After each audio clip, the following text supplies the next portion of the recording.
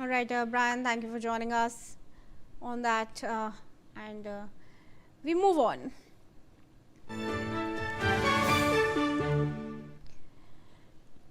Now, the complainant in the case against a 15-year-old girl over her abusive remarks against Prime Minister Narendra Modi at the CJP protest has withdrawn the complaint, saying she no longer wished to pursue it as the teenager had apologized and the Prime Minister had forgiven her. Supreme Court lawyer Smriti Singh, who had lodged the complaint, said on Tuesday that the FIR was initially filed against 8 girls, with the girl being the first among them.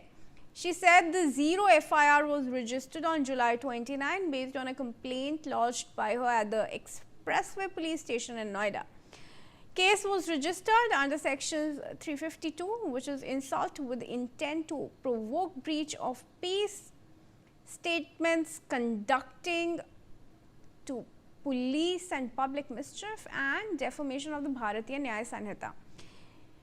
She said, since the Prime Minister forgave them, I do not want to pursue the matter further, Singh said. Now let's go across to my colleague Akram Khan. Akram, ये नाबालिग लड़की ने माफ़ी मांग ली है, case withdraw कर लिया गया है कंप्लेनेंट के द्वारा. क्या केस इनके अगेंस्ट हटा है? क्योंकि इससे पहले इस बच्ची की माता ये बोल रहे थे कि अभी तक कंप्लेंट विड्रॉ नहीं हुई है.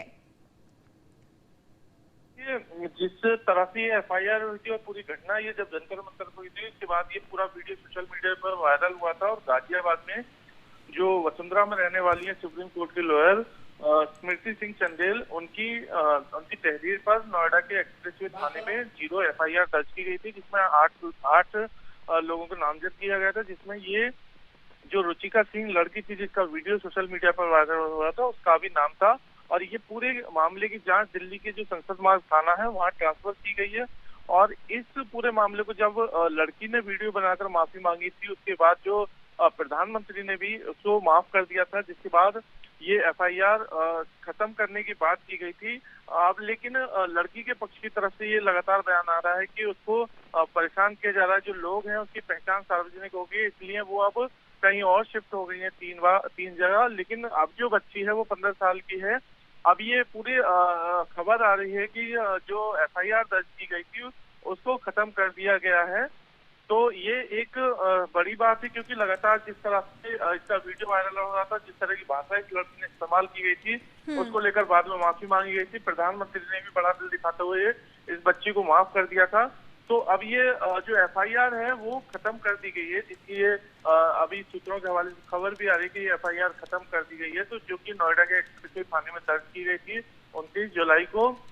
और इस पूरे मामले में बीएनएस की जो 3 धारा थी, 352, 356(1) और 300. क्या इस लड़की के फैमिली से भी कोई रिएक्शन आए हैं अभी तक, अकरम?